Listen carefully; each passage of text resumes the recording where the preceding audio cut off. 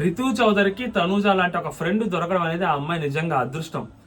అసలు నాగ్ సారు ఆ ask BB question ఏదైతే డెమోని అడుగుతున్నప్పుడు నాగ్ సార్ చదివిన క్వశ్చన్ అమ్మాయి విని ఆ అమ్మాయి ఒక లుక్ ఇస్తుంది రితు వైపు. ఇది ఒరిజినాలిటీ, ఇప్పటికైనా బుద్ధి తెచ్చుకో, ఇప్పటికైనా ఆలోచించుకో అని ఒక లుక్ ఇచ్చింది. అది ఫ్రెండ్షిప్ కి నిజమైన అర్థం చేసుకో. నేనేం చెప్తున్నాను, మొన్న కూడా చెప్పింది, నువ్వు వదిలే, నీ గేమ్ నువ్వు ఆడుకో అని. అదే మాట ఇందాక వాళ్ళ అమ్మగారు చెప్పారు. దాని తర్వాత నాకు సార్ ఆ క్వశ్చన్ అడిగినప్పుడు అయినా కానీ రితు క్లారిటీ రావాలి, తనూజాకి క్లారిటీ వచ్చింది. ఎందుకంటే తను ఏదైతే చెప్పిందో అక్కడ అదే జరిగింది కాబట్టి. సో తనూజ ఒక చూపు చూసింది రితు వైపు, మామూలు కూడా కాదు, ఇంకనైనా బుద్ధి తెచ్చుకో అని చూసింది. అలాంటి ఒక ఫ్రెండ్ నిజంగా కావాలి అని అనిపించింది. తనూజ రైట్ టైంలో నిజంగా నిజమైన స్టాండ్ రితు కోసం తీసుకుంది. ఒక ఆడపిల్ల గురించి అలా జరుగుతుంది, అలా బయటకు నెగిటివ్ గా పోర్ట్రే అవుతుంది అని తెలిసినప్పుడు ఆ అమ్మాయి రితు వైపు నిలబడి స్టాండ్ తీసుకుంది. సో రితు వాళ్ళ అమ్మగారు చెప్పింది ఏదైతే ఉందో, సో దాన్ని నెక్స్ట్ డెమోన్ గురించి నాకు సార్ చేసిన క్వశ్చన్ బట్టి, సో వీటన్నిటికీ ఆ అమ్మాయి బేస్ చేసుకుని ఆ అమ్మాయికి ఏమేమన్నా అమ్మాయి మార్చుకుంటే ఓకే, కానీ అదర్వైజ్ ఎవరు ఏమీ చేయలేరు. ఓకేనా, ఇదనమాట. So hello all, welcome to our channel. నా పేరు మహేష్. అందరూ కొత్తగా మన ఛానల్ చూసి సబ్స్క్రైబ్ చేసుకోండి అండ్ ఈ వీడియో లైక్ చేసి చూడండి. నేను డే 1 నామినేషన్స్ అయిపోయిన తర్వాత ఫస్ట్ డే ఓటింగ్ ఎనాలిసిస్ ఏదైతే ఉందో దాని ఈవినింగ్ చెప్పాను. కళ్యాణ్ డేంజర్ జోన్ లో ఉన్నారు, కళ్యాణ్ ఎలిమినేట్ అయిపోతున్నాడు. ఇది బిగ్ బాస్ టీం నుంచి మనకు వచ్చిన ఎక్స్క్లూజివ్ అప్డేట్. సో ఎవరు చెప్పలేదు, ఎవరు చెప్పరు కూడా లాస్ట్ డే వరకు అని చెప్పాను. దాని పక్క రోజు కూడా చెప్పాను కళ్యాణ్ డేంజర్ జోన్ లో ఉన్నారని. దాని పక్క రోజు కూడా చెప్పాను ప్రియా కళ్యాణ్ డేంజర్ జోన్ లో ఉన్నారని. లాస్ట్ వరకు అదే చెప్పుకుంటూ వస్తున్నాను. కళ్యాణ్ ఎలిమినేట్ అయిపోతాడని కూడా చెప్పాను. కానీ చాలా మందికి అన్నారు. సో మన దాంట్లో ఫ్యూ కామెంట్స్ వస్తాయి కాబట్టి ఆ కామెంట్స్ లో చెప్పేది ఏంటంటే కళ్యాణ్ ఎందుకు ఎలిమినేట్ అయిపోతాడు, కళ్యాణ్కి ఓటింగ్ ఉంది కదా అని చెప్పి చాలా మంది మాట్లాడారు. మనం అగ్ని పరీక్షలు చూసిన దాంట్లో మనకు అర్థమైంది ఏంటంటే కళ్యాణ్కి ఓటింగ్ బాగా పడుతుంది, శ్రీజాకి ఓటింగ్ బాగా పడుతుంది, వీళ్ళిద్దరికి టాప్ ఓటింగ్ పడుతున్న కంటెస్టెంట్స్ అని మనం అనుకున్నాం. But once Bigg Boss game start అయిన తర్వాత 3 వారాల జర్నీ అయిపోయిన తర్వాత కళ్యాణ్ ఓట్ బ్యాంక్ ఎక్కడ ఉంది అనేది కళ్యాణ్కి తెలుస్తుంది. అండ్ కళ్యాణ్కి ఓటింగ్ లేక, కళ్యాణ్కి ఓటింగ్ ఉన్నా, కళ్యాణ్ గేమ్ బాగలేక ఆ డేంజర్ జోన్ లో పెట్టారు అని ఎవరైనా అనుకుంటే అది మీ పిచ్చితనం, అమాయకత్వం. సో కళ్యాణ్కి నిజంగానే ఓటింగ్ అంతగా లేదు. సో అందుకనే కళ్యాణ్ తీసుకెళ్లి అక్కడ పెట్టారు. కళ్యాణ్ డేంజర్ జోన్ లో ఉన్నాడంటే కళ్యాణ్కి అంత ఓటింగ్ లేకనే పెట్టారు అక్కడ. మళ్ళీ చెప్తుండే లాస్ట్ మూమెంట్ లో తీసుకున్న డెసిషన్ కళ్యాణ్ నుంచి ప్రియాని బయటికి పంపించడం. ఎందుకంటే సో లాస్ట్ డే ఆ మూమెంట్ వరకు కూడా ఏవీలు ఎవరికి రెడీ కాలేదు. నిన్న ఏదైతే శుక్రవారం రోజు శనివారం షూట్ జరిగిందో, శనివారం రోజు ఆదివారం షూట్ జరిగిందో అప్పటికి కూడా ఏవీలు ఎవరికి రెడీ కాలేదు. డిసైడ్ చేయాలని అనుకున్నారు. కళ్యాణ్ ఎలిమినేట్ చేయకుండా కళ్యాణ్ నుంచి ప్రియాని ఎలిమినేట్ చేశారు. బికాస్ శ్రీజ గేమ్ డెవలప్ అవ్వాలి కాబట్టి. ఎందుకంటే ఈ ఇన్పుట్స్ అనేవి చాలా వస్తున్నాయి. ఆస్క్ బీబీ క్వశ్చన్ అనేది లోపలికి అడుగుతారు కాబట్టి. సో ఈ క్వశ్చన్స్ కి వాళ్ళ ఆన్సర్స్ వాళ్ళకైనా కొన్ని ఇన్పుట్స్ అర్థం అవుతాయి. సో ఎందుకంటే కామనర్స్ లో అంత కొంచెం గట్టిగా గేమ్ ఆడితే, కొంచెం పాజిటివ్ గా గేమ్ ఆడితే శ్రీజ అనే అమ్మాయికి ఖచ్చితంగా ఓట్ బ్యాంక్ పెరుగుతుంది, కళ్యాణ్ అనే పర్సన్ కి కూడా ఓట్ బ్యాంక్ పెరుగుతుంది, వీళ్ళిద్దరికి ఓట్ బ్యాంక్ పెరుగుతుంది అన్న ఒకే ఒక నమ్మకంతో సో కళ్యాణ్ నుంచి ప్రియాని బయటికి పంపించారు. ఇది బేసిక్ థింగ్ అక్కడ జరిగింది. ఓకేనా.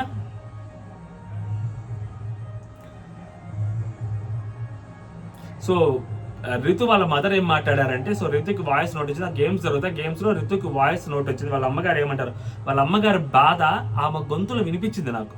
అంటే బయట కొన్ని సిచ్యువేషన్ జరుగుతున్నాయి రితుకి అగేన్స్ట్ గా, అలాంటి సిచ్యువేషన్స్ కి తగ్గట్టే హౌస్ లో కూడా జరుగుతుంటే, అరే ఆ బయట అమ్మాయి అలాగే ఉంది కాబట్టి లోపల ఇలాగే ఉందిరా, అది అమ్మాయి క్యారెక్టర్ రా అని ఆ అమ్మాయి క్యారెక్టర్ మీద ముద్దర పడుతుందేమోనని వాళ్ళ అమ్మ, వాళ్ళ కన్న తల్లి భయపడేది ఏదైతే ఉందో ఆ దాంట్లో జెన్యూనిటీ కనిపించింది. వాళ్ళ అమ్మ బాధ కనిపించింది నాకు ఆ లెటర్లో. ఆ అమ్మాయి కనీసం ఆ బాధనన్నా అర్థం చేసుకొని దాంట్లో అమ్మాయి గేమ్ మార్చుకోవాలని చెప్పి మనస్ఫూర్తిగా నేను కోరుకుంటాను.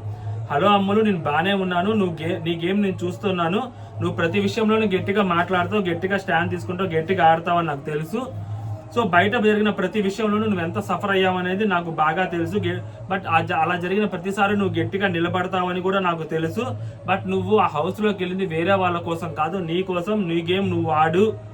ఓకేనా, నువ్వు మంచి పొజిషన్లో ఉంటావు. అండ్ మీ నాన్న ఏదైతే నీ మీద ఆశలు పెట్టుకున్నాడో, నేను నీ మీద ఏదైతే ఆశలు పెట్టుకున్నానో, బయట జరిగిన కొన్ని సిచ్యువేషన్స్ చూసి నేను ఎంత సపోర్ట్గా నిలబడ్డాను ఆ టైంలో నీకు తెలుసు, నాకు తెలుసు. మళ్ళీ అలాంటి సిచ్యువేషన్ మనకి రాకూడదు. ఈ గేమ్ కోసం నేను చాలా రోజులు ఎదురు చూశాను. అలాంటిది నువ్వు గేమ్లోకి వెళ్ళి నీ గేమ్ నువ్వు ఆడు, నువ్వు నాన్న కోసం మంచిగా ఆడు, నాన్న బ్లెస్సింగ్స్ నీకు ఎప్పుడు ఉంటాయి.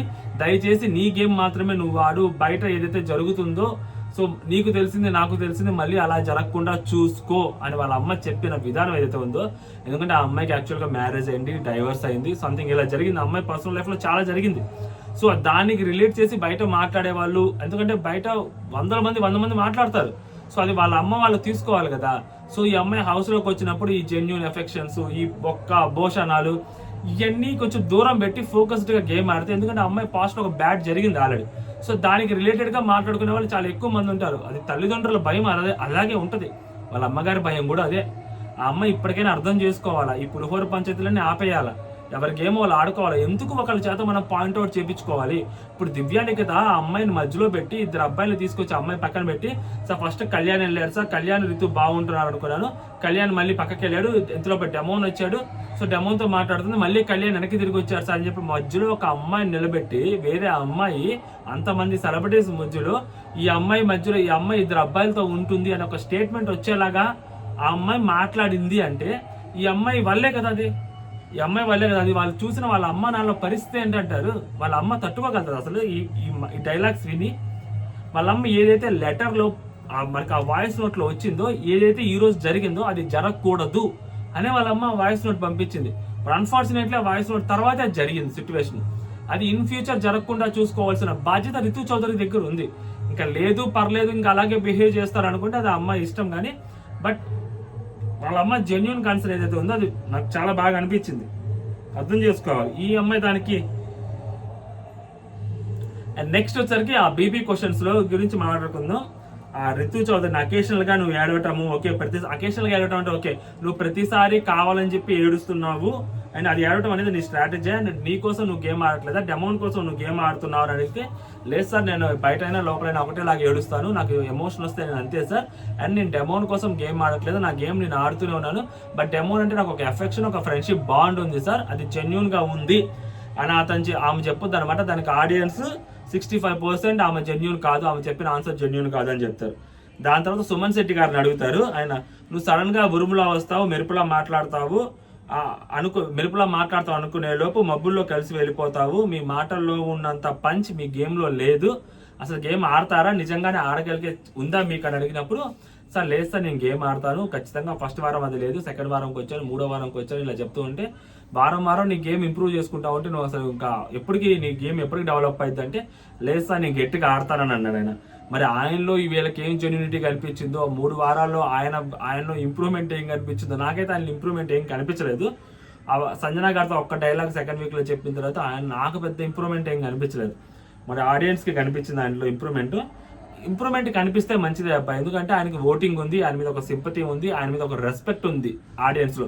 ఆయన గేమ్ ఆడినా, ఆయన మాట్లాడినా, ఆయన 100 మాట్లాడి ఒక మాట తప్పు మాట్లాడినా కానీ ఆ తప్పును కూడా కవర్ చేసి ఏవైతే హైలైట్ చేస్తారో దాన్ని హైలైట్ చేయడానికి ఆయన కోసం బయట చాలా మంది వర్క్ చేస్తున్నారు, చాలా మంది ఆడియన్స్ జెన్యూన్ గా ఉన్నారు ఆయన కోసం.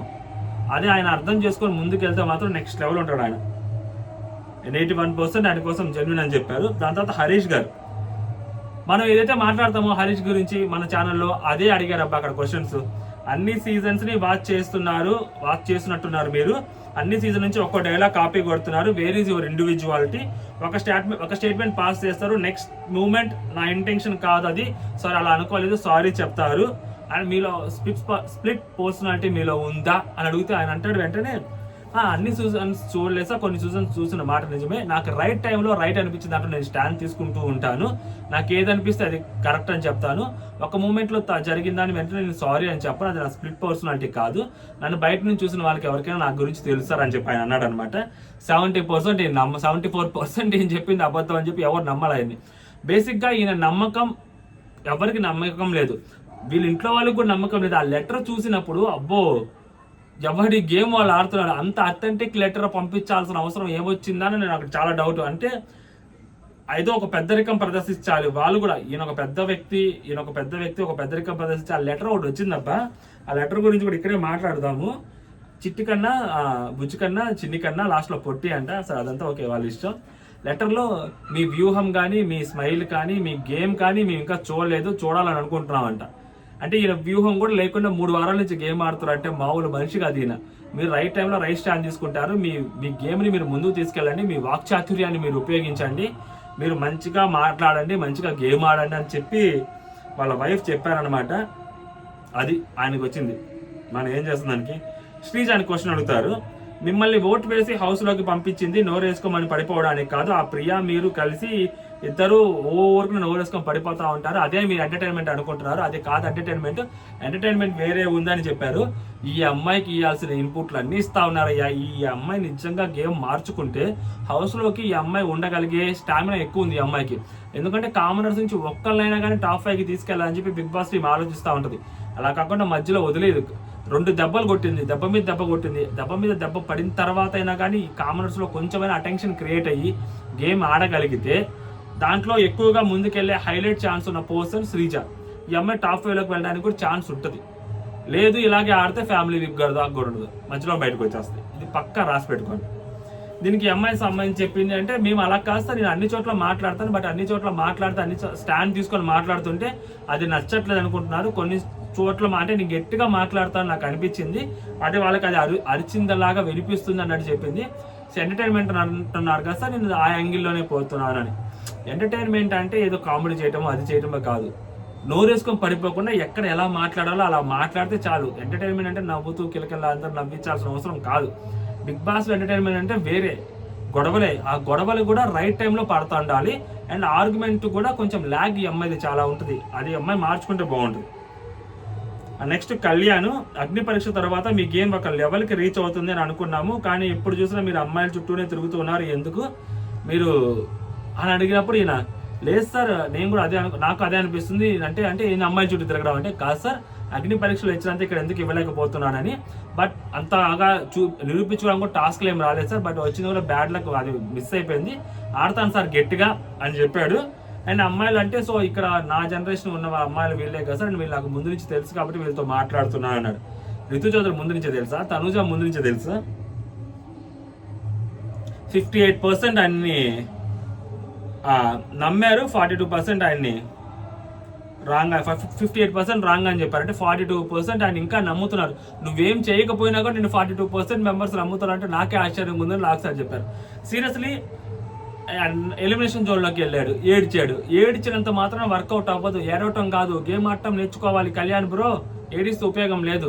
అండ్ పేదవాడనో ఇంకోటి ఇక్కడే చెప్తున్నా, ఎక్కడో ఎవరో అన్నారని మళ్ళీ చెప్తుండే, పేదవాడనో గానో డబ్బు లేనోడనో లేకుంటే నల్లగున్నాడనో తెల్లగున్నాడనో జుట్టు తక్కువ ఉందనో పొట్టోడనో పొడుగోడనో ముసలోడనో ఇంకోటనో ఎవరు ఓట్లు వేయరు. గేమ్ ఆడితే ఓట్లు వేస్తారు.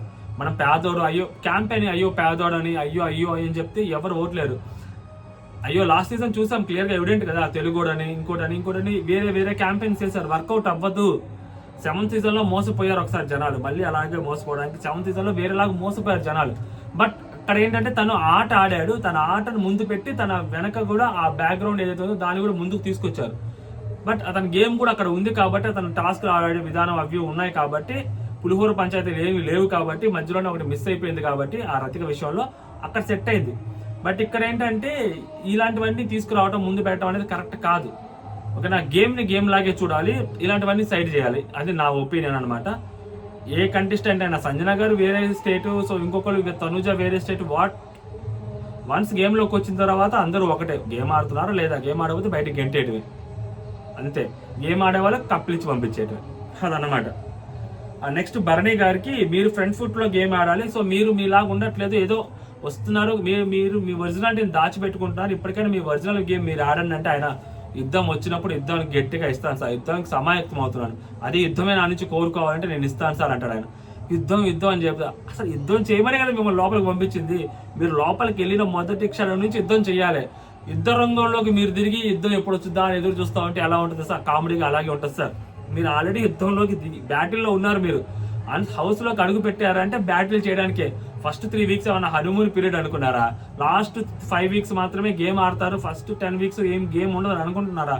ఫస్ట్ రోజు నుంచి బ్యాటిల్ స్టార్ట్ అయినట్టే. మీరు బ్యాటిల్లోకి దిగారు, మీరు కత్తి తిప్పారా? మీరు కత్తి తిప్పకుండా కత్తి దాపెట్టుకొని ఇంకా యుద్ధం స్టార్ట్ కాలేదు, నా చుట్టూ ఎవరు కనిపించారు? మీ చుట్టూ ఎవరు కనిపించారు అక్కడ, మీ వెనకాలే గేమ్ ఆడుతుంటారు. ఓకేనా, మీ ఫ్రెండ్ ఎవరు గేమ్ ఆడరు, వచ్చి కత్తి తిప్పరు కత్తి వెనక నుంచి ఒక పోటు పడిస్తే బయటకు వస్తాం, అదనమాట. ఆలోచించుకోవాలి సార్. ఈయన మీద చాలా ఎక్స్పెక్టేషన్స్ ఉన్నాయి ఆడియన్స్కి. ఈయన టైట్ ఫైట్ ఇస్తాడు, టఫ్ ఫైట్ ఇస్తాడు, గట్టిగా మాట్లాడతాడు, ఆర్గ్యుమెంట్ చేస్తాడు, గేమ్ని నెక్స్ట్ లెవెల్కి తీసుకెళ్తాడు. బట్ ఈయన ఇంకా అంతగా మూమెంట్ స్టార్ట్ అవ్వలేదు. చూడాలి. 58% రాంగ్ అని చెప్పారు ఈయన చెప్పిన ఆన్సర్కి. తర్వాత ప్రియా, ఈ అమ్మాయికి ఎంత యారగెంట్ అంటే అసలు కనీసం ఒప్పుకోదేంటి ఈ అమ్మాయి, యాక్సెప్టెన్స్ లేదు. ఈ అమ్మాయి దగ్గర ప్రాబ్లం ఏంటంటే ఈ అమ్మాయిలో యాక్సెప్టెన్స్ లేదు, అదే ప్రాబ్లం. అమ్మాయి బయటికి వెళ్ళిపోవడానికి కూడా రీజన్ అదే, యాక్సెప్టెన్స్ ఈ అమ్మాయికి చాలా తక్కువ. యాక్సెప్టెన్స్ ఉండుంటే ఈ అమ్మాయిలో ఖచ్చితంగా హౌస్లో ఉండుండేది. యాక్సెప్టెన్స్ లేదు ఈ అమ్మాయికి. ప్రతిదీ ఆర్గ్యుమెంట్ కింద తీసుకుంటుంది. ప్రతిదీ అంటే నాది రైట్, నా గురించి నేను స్టాండ్ తీసుకోకపోతే ఇంకెవరు స్టాండ్ తీసుకుంటారనే మైండ్లో ఉంటుంది తప్పితే అది స్టాండింగ్ కాదమ్మా, అది యారగెన్స్ కింద ఉంటుంది. ఒక్కొక్కసారి మనం వేరే వాళ్ళు చెప్తున్న ఫీడ్బ్యాక్ని యాక్సెప్ట్ చేయాలి. అది బయట ఎవరో క్వశ్చన్ అడిగారు నాకు సార్, దానికి వీళ్ళు ఆన్సర్ ఎలా చెప్పాలి? ఓకే నేను మార్చుకుంటాను సార్, వాళ్ళకి ఇలా అర్థమైంది, నేను ఇలా ఆడుతున్నాను, ఇలా ఆడతాను అని చెప్పాలి తప్పితే దానికి వాళ్ళకి ఎవరో అడిగిన వాళ్ళకి కౌంటర్ వేసేలాగా మన ఆన్సర్ ఎప్పుడు ఉండకూడదు. చాలా చాలా సాఫ్ట్గా చెప్పాలి దాన్ని. ఈ అమ్మాయికి అర్థం కాదు అసలు. మానిటర్గా మీరు ఉన్నప్పుడు అందరూ మీకు వాల్యూ ఇవ్వాలి, మీ వాయిస్ మీ మాటలను యాక్సెప్ట్ చేయాలని చెప్పారు. కెప్టెన్గా ఉన్న వాళ్ళ వాయిస్ని మాత్రం మీరు యాక్సెప్ట్ చేయరు, రైజ్ చేసినప్పుడు మీరు యాక్సెప్ట్ చేయరు ఎందుకు? అండ్ కెమెరా కోసం మాత్రమే మీరు వాయిస్ రైజ్ చేస్తుంటారు, గొడవలు పడుతుంటారు, స్టాండ్ తీసుకుంటూ ఉంటారు. అండ్ అదంతా మీ స్ట్రాటజీ, ఆ కెమెరా కంటెంట్ ఇవ్వడం మీ స్ట్రాటజీ అంటే. సో ఆమె చెప్పిన ఆన్సర్కి 82% రాంగ్ అని చెప్పారు. తర్వాత లెటర్, సంజన గారికి లెటర్ వస్తుంది, మీరు గేమ్ ఆడుతున్నారు, మీరు మీ ఇంట్లో వాళ్ళు మీరు చూసుకుంటారు అది అని చెప్తారు. తర్వాత శ్రీజ డెమోన్కి క్వశ్చన్, శ్రీజ చెప్పింది నిన్ను రితు కంటెంట్ కోసమే యూజ్ చేస్తుంది అని, అప్పుడు అపోజ్ చేయకుండా నేను అందుకే మాట్లాడుతున్నాను ఎందుకు అన్నారు? మీది రితుతో, మీరు చేసేది రితుతో మాట్లాడేది కంటెంట్ కోసమా, జెన్యూన్ కాదా? జెన్యూన్ అయినప్పుడు మీరు అక్కడ ఎందుకు అపోజ్ చేయలేదు అని చెప్పి అడిగారు అనమాట. ఏం చెప్పిన ఆన్సర్కి 86% రాంగ్ అని చెప్పారు. ఇప్పటికైనా ఈ క్షణమైనా కానీ మన ముద్దు బిడ్డ రితు చౌదరికి అర్థం కావాల్సింది, అమ్మాయి మొన్న గేమ్ ఆడింది, కొంచెం టాస్క్ ఆడింది కాబట్టి అమ్మాయి ఈరోజు హౌస్లో ఉంది. బయట విషయాల్ని హౌస్లోకి ఇంక్లూడ్ చేయకూడదు అనే ఒకే సెన్స్ తోటి బిగ్ బాస్ టీమ్ ఆ అమ్మాయిని బయటికి పంపించట్లేదు. ఇప్పటికీ అమ్మాయి మీద చాలా నమ్మకాలు ఉన్నాయి, అమ్మాయి గేమ్ ఆడుద్దని. అమ్మాయికి అది నేను ఏమనుకుంటాను అంటే అసలు పనిష్మెంట్ గానే హెయిర్ కట్ చేయించారు. నేను అంటే బిగ్ బాస్ ఎలిమినేట్ అయిపోతుందేమో, అవ్వాల్సిందేమో, హెయిర్ కట్ చేసి అమ్మాయి లోపల ఉంచారు. కనీసం అమ్మాయి గేమ్ ఆడితే బాగుంటుంది. ఎందుకంటే ఈ సెలబ్రిటీ అమ్మాయి గేమ్ ఆడితే ఊరికనే కంటెస్టెంట్స్ వస్తారు, అది ఈ అమ్మాయికి అర్థం కావట్లేదు. వస్తారు కంటెస్టెంట్స్గా, ఫ్యాన్స్ వచ్చేస్తారు ఈజీగా. సెలబ్రిటీ కంటెస్టెంట్ అమ్మాయి గేమ్ని ఆడాలి. అండ్ డెమోన్ పవన్ దగ్గరకు వచ్చేసరికి ఒక క్లారిటీ ఉంది. ఇప్పుడు శ్రీజ అనే అమ్మాయిని డెమోన్ పవన్ సేవ్ చేసినప్పుడు ఆ అబ్బాయి దేనికి ప్రయారిటీ ఇస్తున్నాడు అనేది క్లారిటీగా అర్థమైంది. ఆ విషయం రితు చౌదరికి ఎంతమంది చెప్పినా కూడా అర్థం కావట్లేదు. సో ఆ రోజు సంజన గారు చెప్పారు, మొన్న దివ్య వచ్చినప్పుడు ఇది ట్రయాంగిల్ కాదు, స్క్వేర్ షేప్ లవ్ స్టోరీ అది ఇది అని చెప్పినప్పుడు అలా ఏం లేదు, అలా కాదు అని చెప్పినట్టనే నీకోసం నువ్వు నిలబడని స్టాండ్ తీసుకో అని చెప్పి రితు చౌదరికి తనుజ చెప్పింది. ఈ రోజు డెమోన్ పవన్ శ్రీజ రితు నిన్ను కంటెంట్ కోసమే వాడుకుంటుంది అనే ఒక పెద్ద స్టేట్మెంట్ శ్రీజ ఆ రోజు పాస్ చేసింది. ఆ క్లిప్ కూడా ఉండాలి, ఇన్స్టాగ్రామ్లో పెడతా. ఆ క్లిప్ కూడా ఉంది మన దగ్గర, సేవ్ చేసి పెట్టుకోండి. అంత పెద్ద మాట అన్నప్పుడు ఒక అమ్మాయి గురించి ఇంకొక అమ్మాయి అంత నీచంగా ఎలా మాట్లాడుతుంది అనేది ఫస్ట్ క్వశ్చన్. దానికి కనీసం ఆ అమ్మాయితో మనోడు మాట్లాడుతూ మనోడు స్టాండ్ కూడా తీసుకోలేదు. అవును అలా చెయ్యదు తను, నేను జెన్యున్గా ఉంటున్నాను తనతోటి, తను నాతో జెన్యున్గా ఉంటుంది అని చెప్పకుండా శ్రీజ మాటలకు భయపడి కామనర్స్ ఒక గ్రూప్ అని చెప్పి అతను అవును నేను కూడా అలాగే ఉంటున్నాను అని చెప్పడం అనేది ఎంత నీచమో, ఆ నీచం అది నీచం అని చెప్పడం కోసమే రితు చౌదరి వైపు తనూజ అలా చూసింది. అది ఆడి బతుకు, నువ్వు ఒకసారి చెక్ చేసుకో ఆడితో మాట్లాడేటప్పుడు అన్న లుక్ ఇచ్చింది అనమాట అమ్మాయి. ఆ లుక్కి నిజంగా నేను ఫిదా అయిపోయా, మా వాడు కూడా కదా నెక్స్ట్ లెవెల్ ఫిదా అయిపోయా. అదన్నమాట సంగతి. సో ఫైనల్గా డెమోన్ పవన్ కెప్టెన్ అవుతాడు. అండ్ నెక్స్ట్ వచ్చరికి మన ప్రియా ఎలిమినేషన్ జరుగుతుంది. ప్రియా ఎలిమినేషన్ జరిగి బయటకు వచ్చింది. వెక్కెక్కి ఏడుస్తారు, పొరి ఏడుస్తారు. అంటే అన్నా చెల్లెలు ఇద్దరు అక్కడ ఎలిమినేషన్ జోన్లో ఉన్నాడన్నా, లేకపోతే నేను ఏమీ పీకలేకపోయాను, సో అందుకని నేను ఇక్కడికి వచ్చాను, ఇప్పటికైనా నేను రిగ్రెట్ ఫీల్ అవుతూ నేను రియలైజ్ అవుతున్నానని చెప్పడం అక్కడ ఉద్దేశం నాకు అర్థం కాల. లేకపోతే అమ్మాయి వెళ్ళిపోతుంది కాబట్టి ఏడుస్తున్నాడా, లేకపోతే నేను ఆ పొజిషన్లో ఎందుకు వచ్చానో దేవుడా అని ఏడుస్తున్నాడో తెలియలా. మరి ఆ ఏడుపులో రియలైజేషన్ కనిపిస్తే కళ్యాణ్కి మంచిగా ఉంటుంది, లేదంటే నెక్స్ట్ వీక్ అక్కడే ఉంటాడు, వెళ్ళిపోతాడు. మేబీ నెక్స్ట్ వీక్ కామనర్స్లోంచి సెలబ్రిటీస్లోంచి పోవచ్చు. ఈ వీక్ ఫ్లోరా గారు అవ్వచ్చు, అది రాము అవ్వచ్చు, వాళ్ళిద్దరిలో ఒకరు ఎలిమినేట్ అవ్వచ్చు నాకు తెలిసి. ఈ కళ్యాణ్ ఈ వీక్ సేవ్ అయిపోవచ్చు. గేమ్ ఆడితే అంటే కళ్యాణ్కి నెక్స్ట్ వీక్, రేపు వచ్చే వీక్ కళ్యాణ్కి, అండ్ ఆ నెక్స్ట్ వీక్ ఖచ్చితంగా కళ్యాణ్కి ఛాన్స్ ఉంది. ఈ 2 వీక్స్లో కళ్యాణ్ కానీ ప్రూవ్ చేసుకోగలిగితే కళ్యాణ్ ఉంటాడో, లేదంటే జంప్ కొడతాడు కళ్యాణ్. ఇదనమాట. సో మీరు ఏమనుకుంటున్నారు అనేది మీరు కామెంట్ చేయండి. కొత్తగా మన ఛానల్ ఎవరైనా చూస్తుంటే సబ్స్క్రైబ్ చేయండి. షార్ట్ అండ్ స్వీట్ రివ్యూ మీకు ఏమనిపించింది అనేది కూడా మీరు చెప్పండి. జై హింద్.